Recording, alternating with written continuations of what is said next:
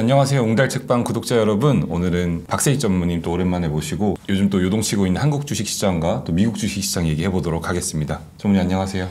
안녕하세요. 오랜만에 인사드립니다. 현재 미국과 한국 증시를 박세희 전무님께서 한번 점검해 주실 수 있을까요?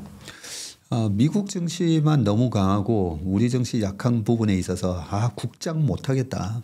이제 IQ 순서대로 떠난다고 그러잖아요. 그런 말 있더라고요. 네, 그런 말도 있긴 한데 약간 착시 현상이 있습니다. 자세히 보시면 지금 다우 지수가 연초 이후 한 2.5% 올랐고 S&P 500이 한 3.96% 이게 2월 2일 기준이고요. 나스닥이 한 4% 올랐거든요. 그런데 이 러셀 2000이라고 있잖아요. 네. 중소형 지수에 해당되는 이 러셀 2000 지수는 마이너스 3.17%예요. 그래서 미국 시장이라고 다 오른 게 절대 아니다는 거고요. 우리나라 코스피가 마이너스 1.5 그리고 코스닥이 마이너스 6% 정도 이렇게 돼 있는데 러셀 2000이 3%가 마이너스 라인이라고 하는 부분에 대해서 설명을 드리면 최근 미국 시장의 상승을 이끄는 것은 그 매그니피센트 7 종목이 역시나 강하잖아요. 마이크로소프트, AI들, 빅테크, AI와 관련된. 자, 그런 기업들이 어떤 기업이냐? 어마어마한 이 핵심 우량 기업, 퀄리티 기업인데 그런 기업들은 자세히 보시면 돈이 너무 많아요. 돈이 많아서 자사주 매입한다 그러죠. 이번에 실적 발표 자세히 보시면 매출은 두 자릿수 성장인데 하나가 비용이 뭐 4% 3%밖에 안 나왔어요. 그러면 비용이 왜 이렇게 안 늘었지 보면 최근에 계속 사람 잘랐잖아요. 네, 맞아요. 이 사람 자르면 매출이 저렇게 나올 수 있나? 매출은 두 자릿수 상승이에요. 그게 결국은 경영의 효율성이 좋아지고 있다는 건데 AI가 벌써 활용이 되고 있잖아요. 과거에 닷컴 버블 전후로도 해서 그전에는 뭐 PC 그런 기술적인 혁신이 있을 때마다 생산성이 향상이 돼요. 네, 생산성이 뭐죠? 인풋 대비해서 아웃풋이 많이 나오는 거잖아요. 그 인풋에는 원재료비부터 마케팅비, 그다음에 인건비 이런 부분인데 그런 혁신적인 기술이 탄생을 하면 인건비가 확 줄어들거든요. 고정비가. 그러니까요. 그런 측면에서 최근에 사람을 자르는 것은 이게 경기가 안 좋아서 자르는 게 아니다는 거죠. 기술의 발전으로. 기술의 발전으로 생산성이 향상되다 보니까 사람이 필요 없는 거죠. 그렇게 이런 흐름이 그럼 어디까지 지속이 될까 우리가 생각해 보면 AI 지금 모멘텀 이제 시작이잖아요. 네. 챗GPT 이런 거 써보면 뭐 너무 기술이 빨리 발전하네요. 이 부분이 어디까지 접목이 될지 모르고 이 AI의 발달로 인해 가지고 어느 직업군이 빠르게 사라질까 막 그런 얘기 계속 나오고 있잖아요. 그 정도로 이 소위 말해서 창조적 파괴자라고 그러죠.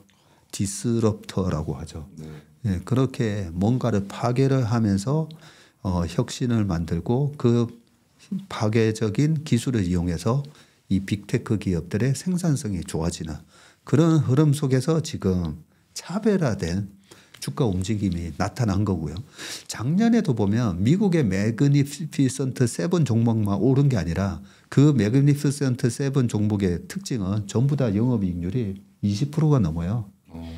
애플, 마이크로소프트, 구글 전부 다 20%가 넘습니다. 엔비디아 뭐 말할 것도 없고요. 그러면 우리나라에도 영업이익률이 20%, 30%, 40% 나오는 기업들이 그러면 주가가 안 올랐느냐? 작년에 많이 올랐어요. 클래시스 같은 회사가 영업이익률이 50%가 나오고요. 네, 반도체 장비에서도 뭐 HP, SP라든지 네네. 이런 기업들이 영업이익률이 아주 40% 뭐 이렇게 나오거든요. 뭐 작년에 JYP 엔터라든지 우리나라 엔터테인먼트 좋았었잖아요. JYP도 그 보면 영업이익률이 높습니다. 그런 측면에서 영업이익률이 높은 회사가 작년에 고물가 고금리 환경 속에서도 다 같이 올랐어요. 그런 측면에서 미국 시장이나 한국 시장이나 색깔은 다르지 않다.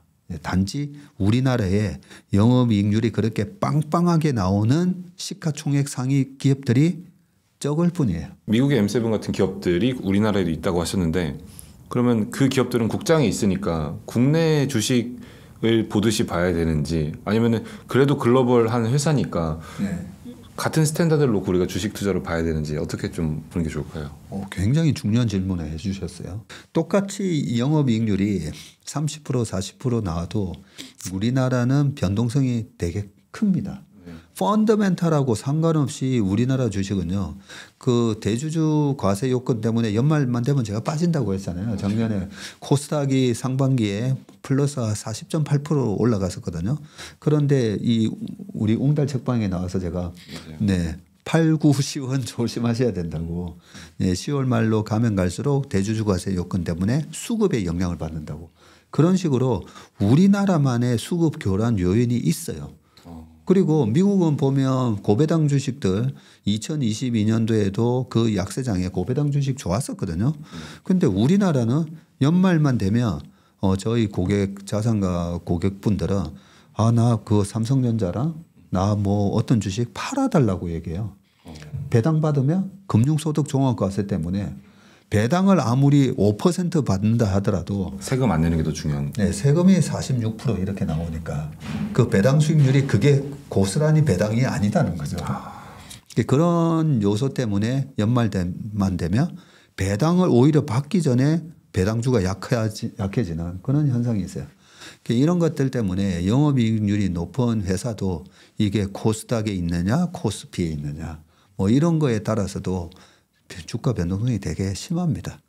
그런 측면에서는 한국장하고 미국장에 있어서 그런 우량 기업도 실제로 매매 전략이 달라야 되고 그래서 저는 우리 시장에서 늘 어떤 분들이 항상 10년 들고 가면 뭐 반드시 먹는다 이런 얘기 나올 때마다 저는 굉장히 위험한 얘기예요. 사실 우리나라 주식을 미국 기업하고 비교하면서 10년 들고 간다라는 얘기가 우리 동학개미 열풍이 불었던 20년에서 21년 그때도 비싼 주식을 막 사면서 나는 장기 투자할 거니까 괜찮습니다라고 하면서 삼성전자 샀었잖아요.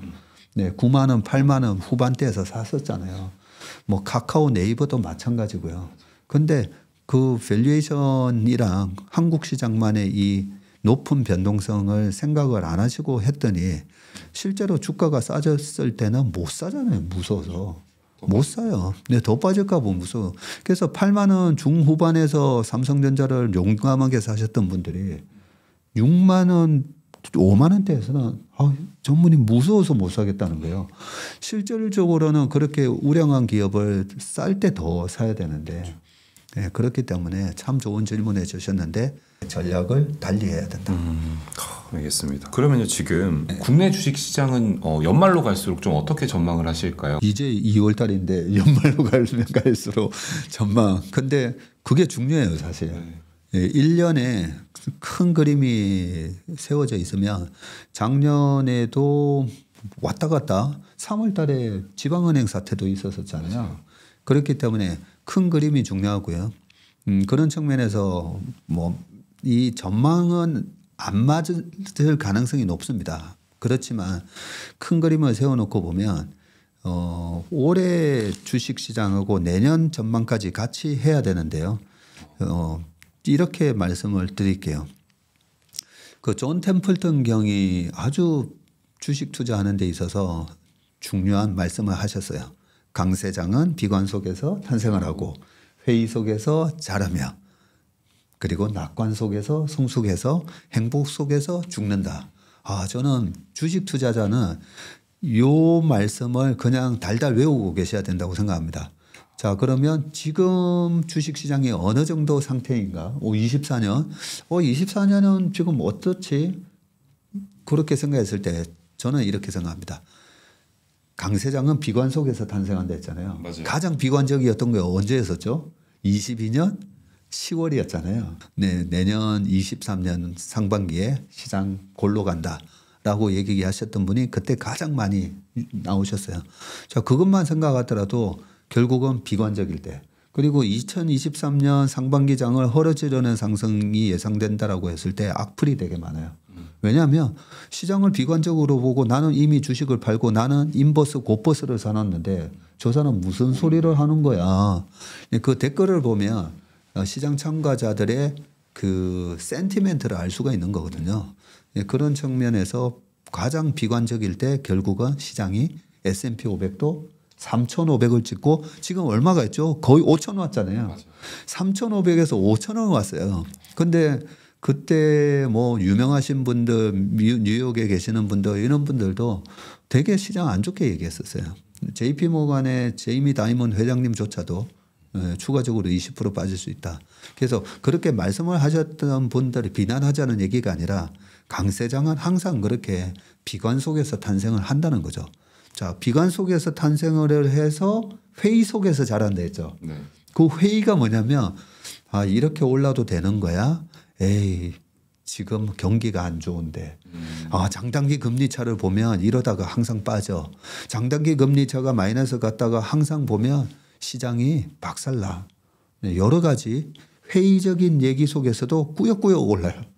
그렇게 꾸역꾸역 올라갔던 게 23년. 그리고 지금 24년에도 미국 시장은 꾸역꾸역 올라가잖아요. 왜냐하면 여전히 회의적인 얘기들이 많아요. 시장은 언제 꼭지를 치냐면 그 낙관 속에서 성숙을 해서 모든 사람들이 우리가 21년 상반기 생각하시면 돼요. 21년 상반기. 그리고 미장은 21년 하반기로 가면 갈수록 한국 시장이 3천에서 왔다 갔다 하면서 옆으로 기는데 미국 시장만 올라갔잖아요. 맞아요.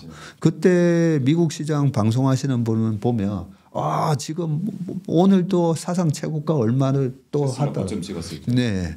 그 얘기하면서 그때도 하반기에 국장 안 돼. 미장으로 빨리 넘어와.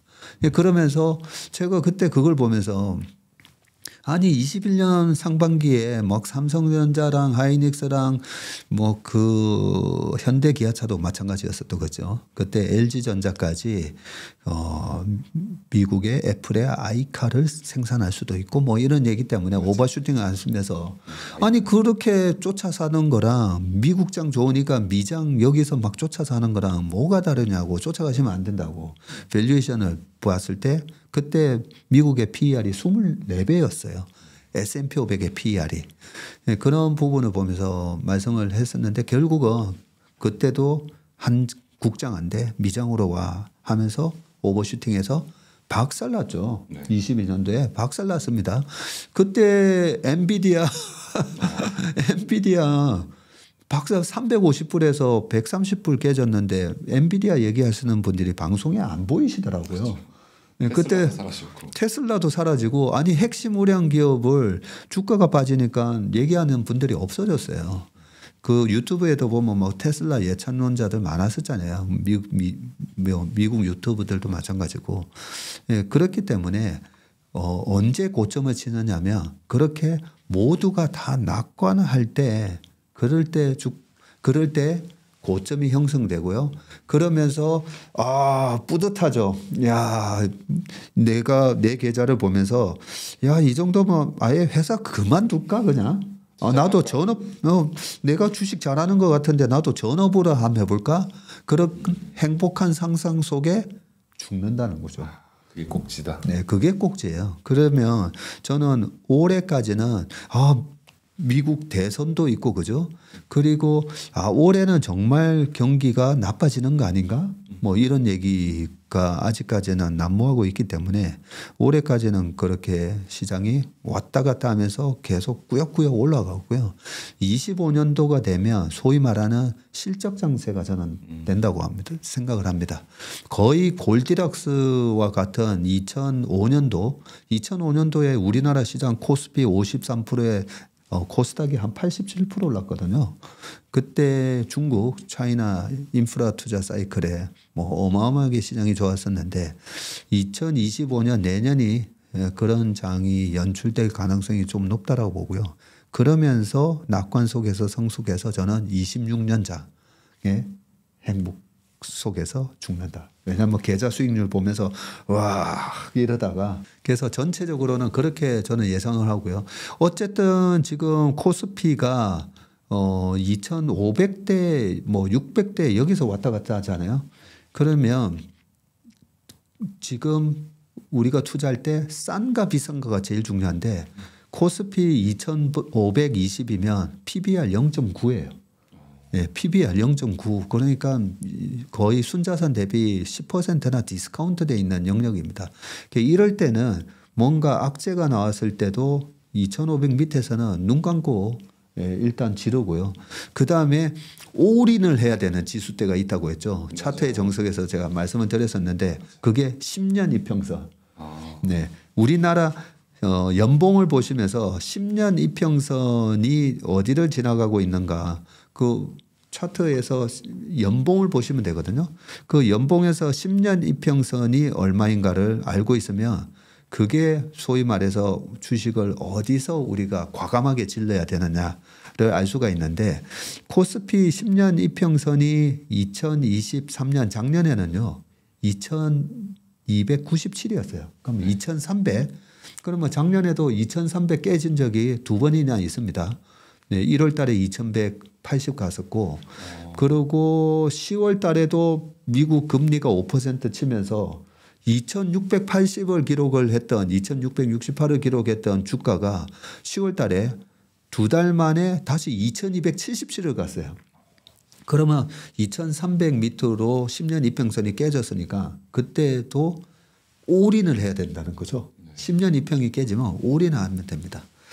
그러다가 만약에 코로나 때처럼 20년 이평까지 빠지잖아요. 그러면 돈 빌려서. 예. 그때는 돈 빌려서 하면 돼요. 예. 그렇기 때문에 올해 시장도 그 2522 PBR 0.99 예. 그때부터는 과감하게 매수 들어가고 혹시라도 10년 이평 네. 2397이 올해 10년 이평선이 지금 지나가고 있습니다. 연말 되면 이게 좀 더 올라올 거예요. 그래서 10년 이평선은 2,400이라고 생각하시면 돼요. 0.9는 2,500, 10년 이평선은 2,400. 2,400 깨지면 그냥 눈 감고 올인. 왜 눈을 감아야 되냐면 뭔가 무서운 일이 터지거든요. 무섭기 때문에 그게 깨지는 거예요. 10년 이평선이 지난 10월 달에는 10년 국채금리가 5를 찍었고 또 이스라엘 하마스 분쟁이 있었잖아요. 거기서 9시 뉴스에 보면 막 전쟁하면서 거의 거기 가자 지구가 초토화되잖아요. 그런 장면들을 보면 되게 우울해지거든요. 무섭고. 예, 이러다가 유가가 또 폭등하는 거 아닌가 여러 가지 시나리오들 막 들어가고 그런 무서운 일이 벌어지면 그 템플턴이 그럽니다. 나는 세상에서 가장 비관적인 시장을 찾아다닌다. 왜냐하면 비관적이어야 주식을 싸게 살 수 있기 때문이다.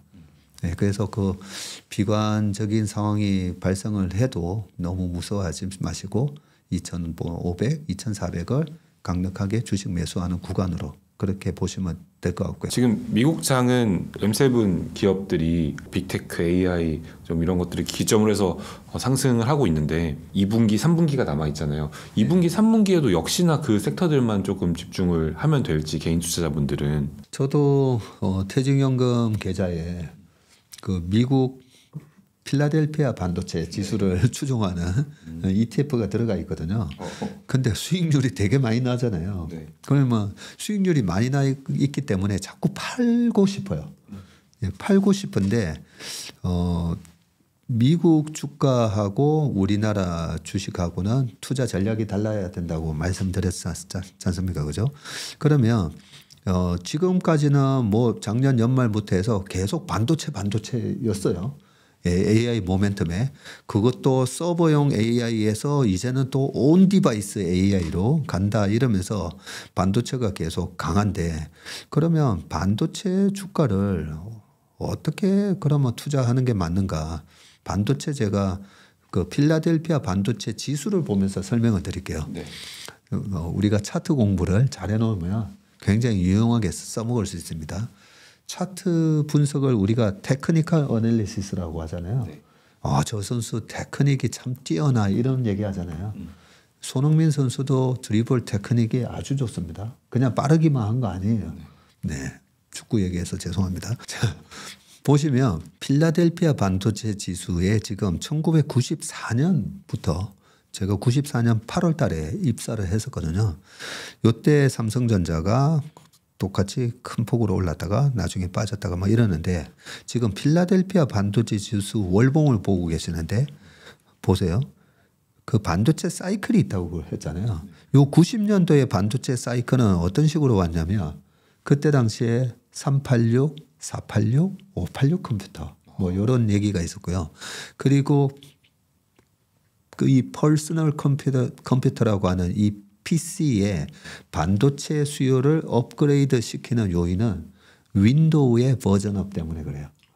예, 윈도우가 또 새로운 버전이 나오고 그럴 때마다 그렇게 권장 사양해가지고 나옵니다. 그러면서 반도체를 더더욱 좋은 반도체를 써야 되는 그런 식으로 나오면서 반도체의 사이클이 나왔었거든요.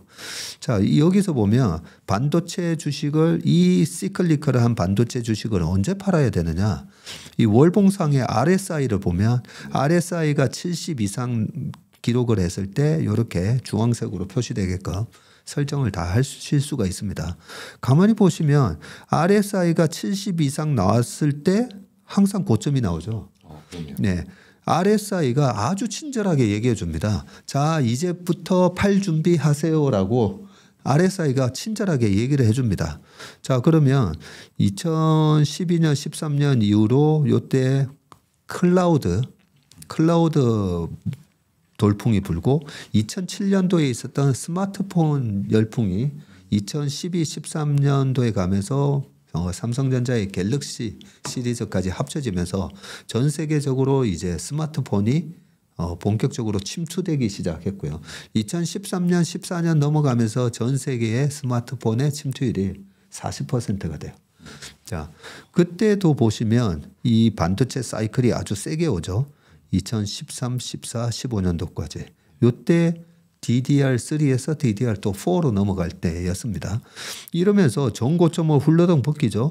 그러면서 RSI가 과열 지표 나오다가 그러다가 이제 꺾이면서 시장이 일시적으로 또 조정이 옵니다. 그죠? 그러고 나서 서버, 플랫폼, 데이터 센터 열풍이 또 불죠. 2016, 17, 18년도에. 그 데이터 센터 열풍이 불면서 또 신고가를 내면서 올라가는데 이때도 RSI가 이제 과열됐습니다라고 친절히 얘기를 해줘요. 네. 그러면서 그러고 나서 2018년 연말에 저게 있었죠. 금리 공포, 물가 공포 하면서 또 시장이 20개월 이평선을 한번 깼다가 그 다음에 올라오는데 이번에 그 고점 기록하기 전에도 보면 RSI에 이렇게 과열 모습을 충분히 보여주고 나서 빠졌고요. 2022년도에 다우 지수는 별로 안 빠졌습니다.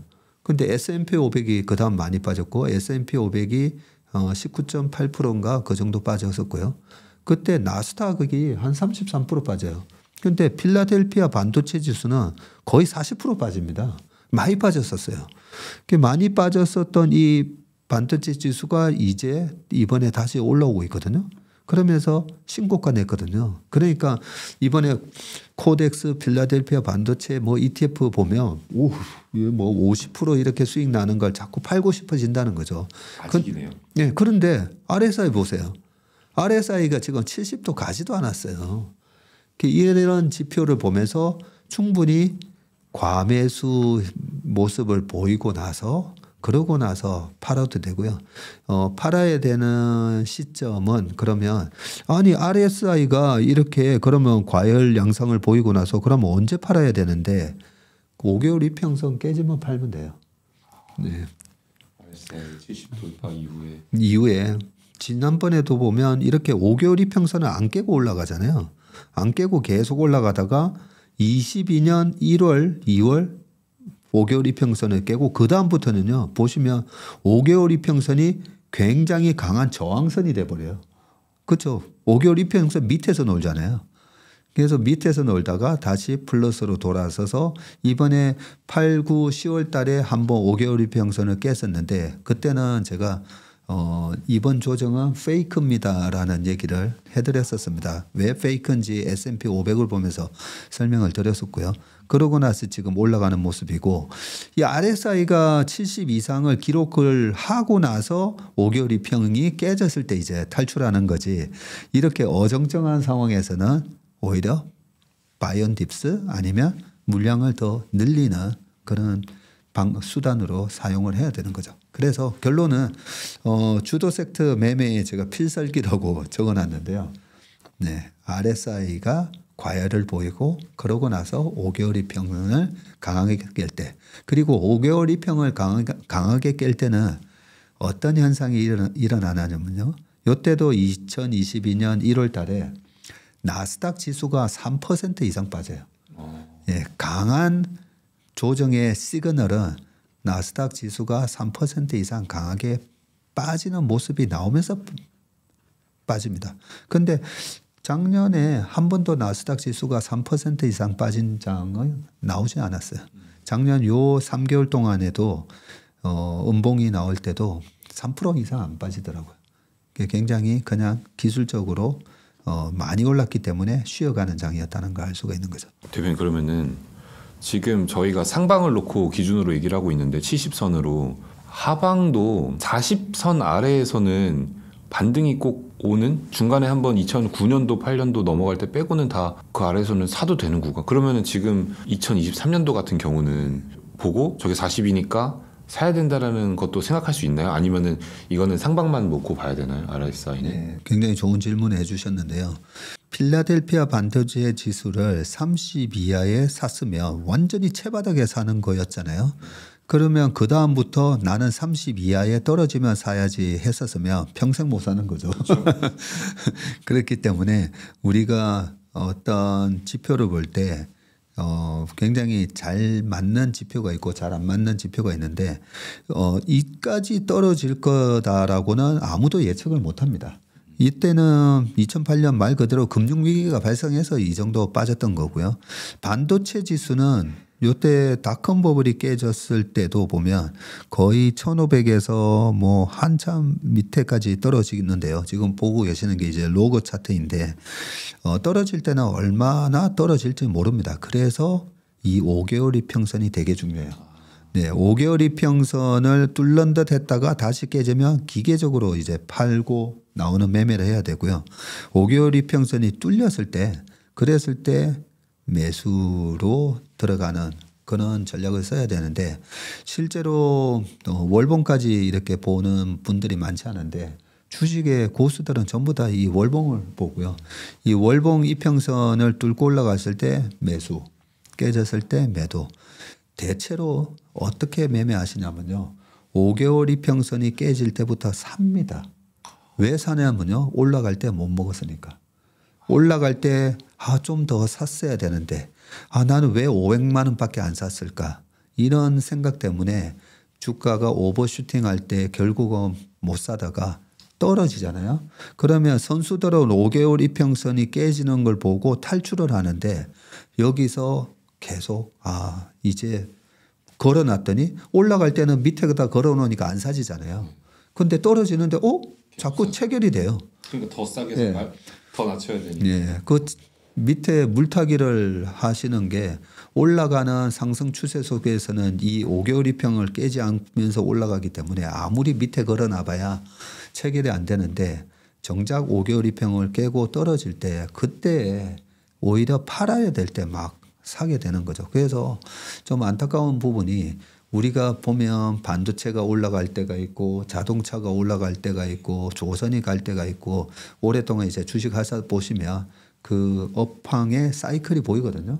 그런데 매매를 다들 잘못하고 계세요. 제가 보면 주식 투자에서 손해나는 이유는 다 잘못된 매매 전략을 쓰고 있기 때문에 전략도 아니에요. 그냥 항상 밑에다가 걸어놓는 매매를 하시다가 떨어질 때 사게 돼 있고 올라갈 때도 너무 빨리 팔았어요 하잖아요. 왜냐하면 위에 걸어놨는데 체결이 돼버리잖아요. 그 팔면 안 되는데 위에 계속 걸어놓다 보니까 막 체결이 되잖아요.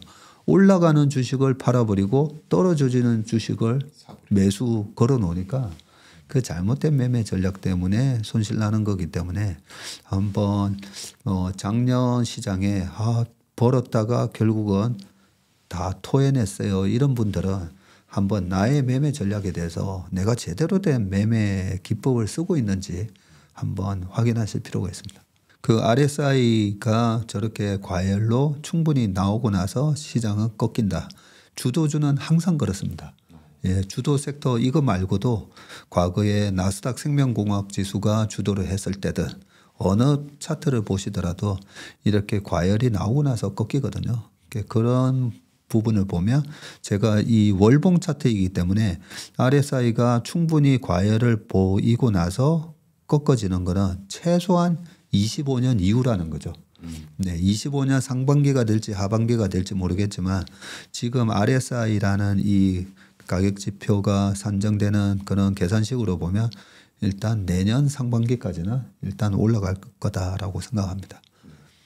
이거 대단한 필살기 말씀드린 거예요. 그러니까요. 이거 몰라서 평생 제 주변에도 우리 제도권에 계신 펀드 매니저 선배분들 중에서도 보면 저분은 이런 테크니컬한 중요한 매매 기법을 모르시구나 그런 느낌을 받는 경우가 많습니다. 왜냐하면 철떡같이 믿고 있었던 그 성장 스토리가 우리가 보면 바뀔 때가 있잖아요.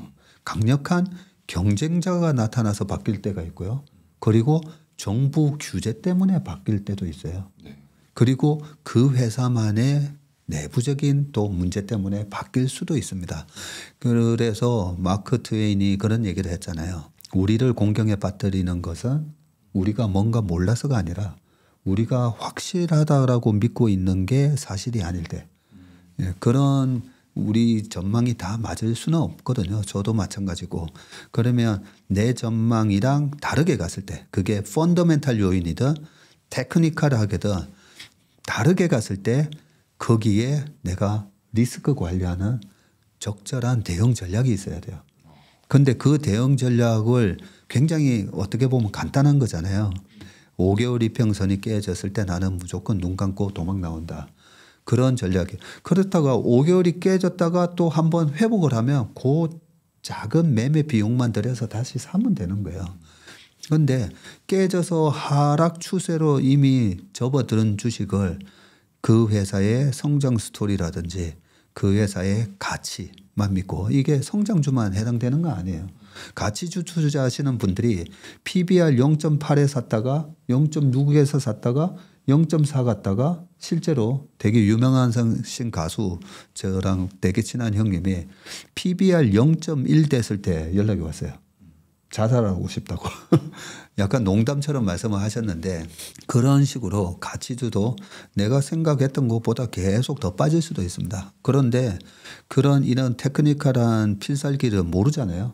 그러면 밑도 끝도 없이 계속 사다가 특히나 레버리지를 일으키시거나 신용 일으키신 분들은 그 바닥에서 그냥 깡통이 돼요. 회복이 안 돼요. 테슬라 주식이 최근에 많이 하락을 하면서 좀 걱정이 많으신 것 같아요. 전무님께서는 테슬라 주식 현재 좀 하락하는 것에 대해서 또 코멘트와 앞으로 좀 어떻게 좀 대응 전략을 가져가야 될지도 말씀 주시면 감사하겠습니다. 전체적으로 보면 테슬라는 전기차의 주도주죠. 네, 주도주고 테슬라가 전체 자동차 시장의 시총액도 1등이에요. 네, 그런 측면으로 보면 이 주식시장은 테슬라가 결국은 미래 자동차 시장을 그래도 주도하고 지배한다라고 지금 판단을 하고 있는 겁니다. 주가가 반토막이긴 하지만 고점 대비.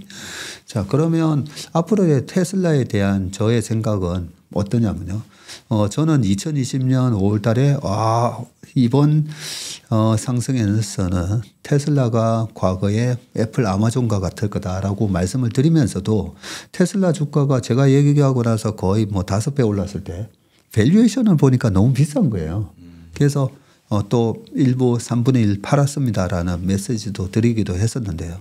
자, 테슬라에 대한 그때 당시에 400불 가고 했던 그런 모습에서 보면 테슬라에 대한 지나친 기대감이 약간 거품을 만들었다고 생각합니다. 그 지나친 기대감이 뭐였냐면요. 2030년도에는 테슬라가 2천만 대를 판매할 거다라고 가정을 해놨어요. 그러면 전 세계에서 팔리는 자동차 숫자가 8천만 대 정도인데 8천만 대에서 2천만 대면 시장 점유율 25%잖아요. 지금 도요타 4년 연속 1등하고 있는 도요타가 몇 대 파는지 아세요? 1,100만 대 팔아요. 도요타 1등이 1,100만 대, 그리고 2등 폭스바겐이 900만 대. 뭐 그 정도 수준인데 테슬라가 전기차만 하잖아요. 전기차만 하는데 어떻게 2030년에 2천만 대를 팔지? 그래서 저는 그 어썸션 가정이 이거는 너무 잘못됐는데 전체 8천만 대 글로벌한 자동차 시장에서 그러면 중국 시장에서 차가 몇 대 팔리는 줄 아세요? 엄청 많이 팔릴 것 같은데. 네, 중국에서 그쵸. 공부하셨잖아요. 이건 찍어서라도 한 3천만 대? 그래서 중국이 전 세계 자동차 판매 시장 1등 맞습니다. 1등 맞는데 2,300만 대 작년 기준으로. 그러면 2,300만 대 정도면 그런데 중국에서 테슬라도 팔리긴 하지만 중국에 지금 BYD 뿐만 아니라 리오토, 샤오펑 뭐 많죠.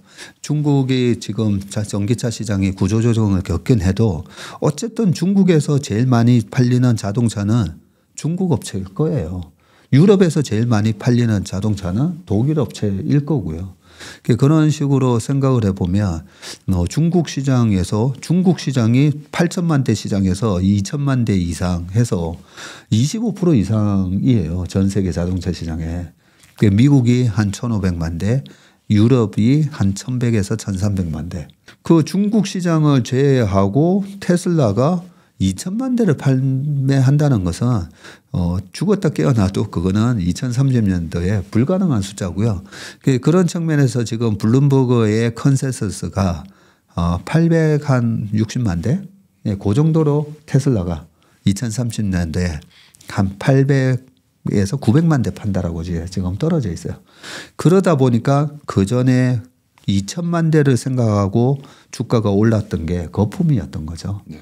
네, 그런 상황에서 지금 거품이 꺼지고 있는데 거기다가 아니 2030년 되면 내연기관차는 이제 아예 못 파는 거 아닌가요 했더니 유럽에서 그걸 슬쩍 연장을 해버렸어요. 그러면 이걸 왜 연장을 했을까 생각해 보시면요. 유럽 특히나 독일은 환경에 대해서 가장 이렇게 신경을 쓰는 나라이기는 합니다. 대체 에너지 이런 것도 잘 돼 있고요. 그런데 전기차 분야에서 중국이 너무 빠르게 따라오고 있는 거죠. 이러다가는 내연기관차로서 글로벌하게 가장 최강의 경쟁력을 가졌던 이 부분이 망하는 거 아닌가? 독일 경제에 크게 타격을 입힐 수가 있는 거죠. 그런 측면에서 약간 슬로우 다운 하고 있죠. 규제를 전기차를 반드시 써야 돼 하고 했던 그 규제를 풀고 있고요.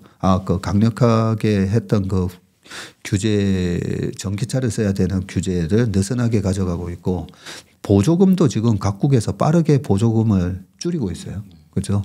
그런 부분 등등 하면서 우리가 생각했던 2030년이면 무조건 전기차로 바뀐다. 이것도 좀 바뀌었고요. 그런 차원에서 테슬라의 주가는 아까 차트 지금 보여드렸던 것처럼 저는 이렇게 쐐기형 모습을 만든다고 보고요. 그 구조조정이 일단락이 되면 결국은 살아나는 1등이 또 먼저 치고 올라갑니다. 네, 그 1등이 먼저 치고 올라갈 때에 하나의 시그널은 분기 영업이익이 회복되는 거예요. 그래서 2019년부터 2020년, 21년까지 테슬라 주가가 그렇게 크게 올라갈 때는 19년도에 테슬라의 순이익이 흑자 전환을 했었거든요. 그 흑자 전환 모멘텀이 있었고 영업이익률이 16.8% 전 세계 어떤 자동차 회사도 기록하지 못하고 있는 영업이익률을 내면서 전 세계의 자동차 회사 시가총액을 더한 것보다 더 높게 주가가 갔었다가 그 여러 가지 좀 지나친 기대감에 의한 주가의 거품이 빠진 거고요. 그 거품이 빠지면 우리가 다이어트하는 효과가 있는 거예요. 사람들도 몸이 가벼워지면 훨씬 더 이제 다시 잘 뛸 수가 있잖아요. 그런 다이어트하는 효과로 주가가 지금 이제 싸져 있는데 영업이익률이 회복을 언제 할지는 모르겠습니다. 솔직히 모르겠는데 테슬라의 최근의 정책을 보면 일단은 우리는 마켓 셰어를 잃지 않겠다. 그러면서 공격적인 가격 인하했잖아요. 네. 공격적인 가격 인하 때문에 영업이익률이 훼손이 되더라도 우리는 일단은 침투율, 마켓 셰어를 일단은 무조건 늘린다. 그런데 마켓 셰어를 늘리면 애플의 사례에서 테슬라의 미래가 좀 보이거든요. 애플 보면 여전히 하드웨어, 전화기에서는 삼성하고도 중국하고도 계속 경쟁을 하잖아요. 그런데 실적 발표에 보면 그 서비스 매출은 되게 높아요. 영업이익률도 좋고 그 앱스토어에서 발생하는 그 앱을 만들어서 애플 앱에다가 올려놓으면 그냥 수수료를 30-40% 떼먹잖아요. 네, 그런 모델이 지금 테슬라가 구축하고 있는 그 구독 서비스인 거잖아요. 그런 측면에서 자율주행에서도 가장 빠르게 앞서가 있고 또 앨런 머스크가 구축해 놓은 여러 가지 인프라가 있어요. 그 중에 하나가 저궤도 위성이죠. 네. 테슬라를 타면 어느 지역에 분쟁 지역을 가던 그 나라에 우크라이나 전쟁 같은 상황이 터져도 테슬라는 저궤도 위성을 통해서 통신을 할 수 있다. 이런 게 가능한 거죠. 거기다가 옵티머스라는 로봇 개발도 하고 있잖아요. 그래서 테슬라 자체가 나중에 범벌비나 옵티머스처럼 여러 가지 로봇의 기술이 정착될 수도 있고 그런 미래를 생각하면 저는 내년이 될지 모르겠지만 이 테슬라의 주가 바닥을 잘 노려야 된다. 그리고 테슬라를 장기적인 안목으로 나는 장기 투자를 하기 위해서 매달 모아갈래요라고 생각하셨던 분은 주가가 빠지면 빠질수록 너무 겁내지 마시고 계속 주식을 모아가도 되지 않을까 저는 그런 생각을 합니다. 그래서 초보자분들은 매달 모아가시고요. 좀 이제 선수 영역에 있으신 분들은 5개월 이평선을 강하게 뚫고 올라오는 그런 모멘텀이 있을 때 딱 분기 실적도 영업이익률이 치고 올라온다. 지금 컨센서스는 2024년도에 다시 10%를 회복한다라고 돼 있어요. 그런데 이 컨센보다 안 나오면 주가가 또 빠지는 거거든요. 그래서 실제로 10%를 회복하는지는 우리가 확인을 해야 되는데 분기 영업이익률이 턴어라운드하고 주가도 5개월 이평선을 강하게 뚫을 때 저 같은 경우는 그때 오히려 비중을 확 늘리는 전략을 쓰는 게 자금의 효율적인 면에서 좀 유리할 거다 생각합니다. 이제 빅테크 기업들, M7 기업들이 유망하다고 하셨는데 지금 이미 많이 오른 것 같거든요. 이제 딴 섹터가 오지 않을까? 이제 주도주가 바뀌어야 되지 않나라는 생각이 드는데 아직도 여전히 그 M7 기업들이 유망하다고 보시는지요? M7 기업이 유망한지 안 유망한지는 일단 처음에 펀더멘탈 분석을 좀 해봐야 되죠. 그 펀더멘탈 분석에서 우리가 확인해야 될 거는 뭔가 크게 탑라인을 우리는 중요시합니다. 그 탑라인이 재무제표에서 손익계산서에서 제일 위에 뭐가 오죠? 매출부터 시작하잖아요. 그래서 탑라인 성장 이런 얘기를 많이 하거든요. 그러면 탑라인이 성장하는가? 그래서 빅테크 기업들 실적 발표할 때마다 일단 매출 YOY 증가가 어떻게 됐나 보는데 최근에 이 M7 종목들 보면 YOY 증가율이 다 2자릿수 이상이에요. 이런 고물가 상황에서 물가가 올라간 부분을 제품에다가 다 전가시키는구나. 그러면 예를 들어서 넷플릭스 뭐 1,000원이 올랐어요. 10,000원 하다가 11,000원 됐어요. 그러면 안 볼 겁니까? 보잖아요. 그냥 애플 한번 볼까요? 네, 시가총액 1등이었다가 지금 2등이지만 애플의 아이폰이 처음에 나왔을 때 60만 원대였어요. 지금 벌써 150만 원대까지 올라갔는데 계속 사잖아요. 새로운 거 나오면 또 사죠. 네, 그 물가 상승을 다 전가시킬 수 있잖아요. 그런 식으로 매출 성장이 왜 중요하냐면 예전에 저희 아버지가 그 일하셨던 회사는 섬유 양복 만드는 회사였는데 92년도에 부도 났어요. 왜 부도 났냐면 그때 부도가 났던 아니면 한 몇 년 뒤에 부도가 났던 옛날에도 30만 원이었고 지금도 3, 40만 원짜리 양복이 여전히 똑같은 품질의 양복들이 많아요.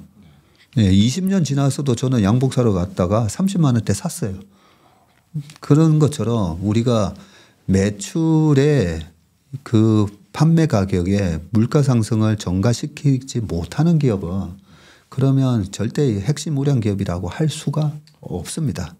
그러면 매출 성장이 물가 상승을 비트할 수 있는 기업이어야 되고, 두 번째는 그런데 이놈 저놈 다 만들어요. 이놈 저놈 다 만들면 뭐가 박해지냐면 마진이 박해지죠. 왜냐하면 저기서는 더 싸게 파는데 이러면서 찾아가니까. 그래서 절대 경쟁자가 많아서는 안 됩니다. 그런 식으로 애플의 경쟁자, 그런데 앱스토어의 경쟁자는 구글 플레이 스토어가 하나 있고, 그죠? 애플의 아이폰에 대한 절대적인 충성을 생각을 해보면 애플 아이폰 쓰시는 분들은 뭐 계속 내년에도 내후년에도 계속 아이폰 쓰실 거잖아요. 네, 대체제가 없는 거야. 자, 그런 측면에서 대체제가 없으면 말 그대로 높은 영업이익률을 유지를 할 수가 있습니다. 네, 그런 측면에서 지금 그 M7 종목들 그 영업이익률을 살짝 한번 보여드리면요. 자, 보시는데 지금 빅5 OPM 추인데요. 애플, 마이크로소프트, 알파벳, 엔비디아, 메타 보시면 2024년 전체적으로 그 아직 실적이 완전히 다 안 나온 기업들이 또 있는데 애플이 한 30%, 마이크로소프트가 43%, 네, 알파벳이 35%, 엔비디아 55%, 메타 36% 이래요. 영업이익률이 어마어마한 거죠. 자, 이렇게 영업이익률이 어마어마한데 최근에 이 M7 종목에서 탈락한 주식이 하나 있어요. 테슬라. 네, 테슬라 탈락을 했잖아요. 테슬라의 영업이익률이 2022년도에 16.8% 기록했다가 작년에 뚝 떨어져서 9.2 기록했어요. 반면에 최근에 이제 현대차 주가 잘 나갔는데 현대차가 9.4, 기아가 11%. 이렇게 영업이익률이 올라오면서 테슬라 지금 보시는 테슬라 주가 보시면 지난번에 414를 갔었는데 테슬라 주가가 계속 이렇게 고점이 낮아지고 있어요. 물론 저점도 높아지고는 있지만 이렇게 주가가 다른 빅7 종목에 비해서 주가가 반토막 수준에서 못 올라가는 이유가 영업이익률이 떨어졌기 때문이다. 그리고 영업이익률이 10%도 안 되잖아요. 그러면 소위 그런 거죠. 너가 M7에 감히 끼려고 영업이익률이 10%도 안 되는 주제에 그렇게 취급당하는 거예요. 그러니까 미장이라고 다 주가가 좋지는 않다고 그랬잖아요.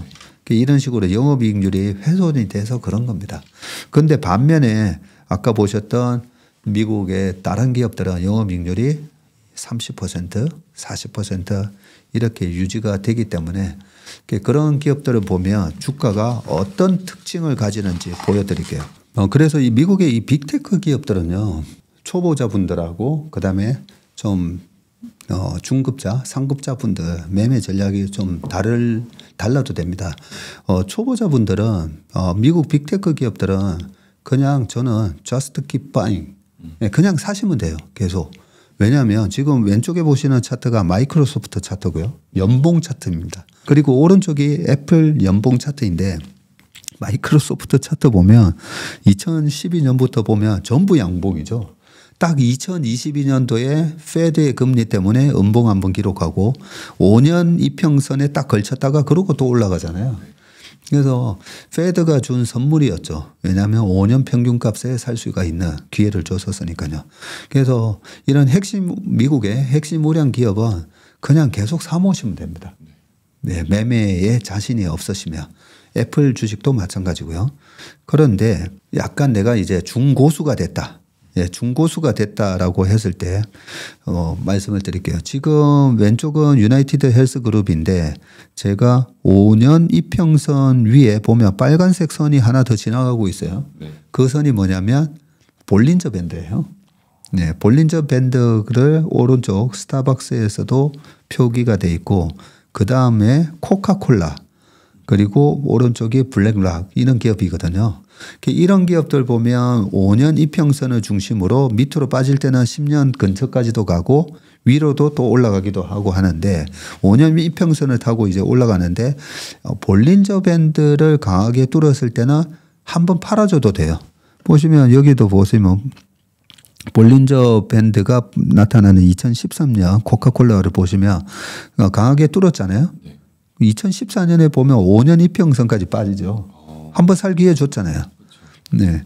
그리고 그 다음 해도 보면 볼린저 밴드까지는 안 갔지만 2016년이었죠. 요때 16년도에도 볼린저 밴드 근처에서 빠졌다가 그 다음 해 5년 이평선 밑에서 올라가고 2017년 18년도였네요. 그때도 볼린저 밴드 갔다가 그 다음에 보면 5년 이평선 밑에까지 빠지죠. 그리고 요때 2020년 코로나 때 확 빠졌다가 쫙 올라왔었지만 결국은 볼린저 밴드 뚫었지만 그 다음에 보면 또 10년 이평 근처에서 살 기회를 줬어요.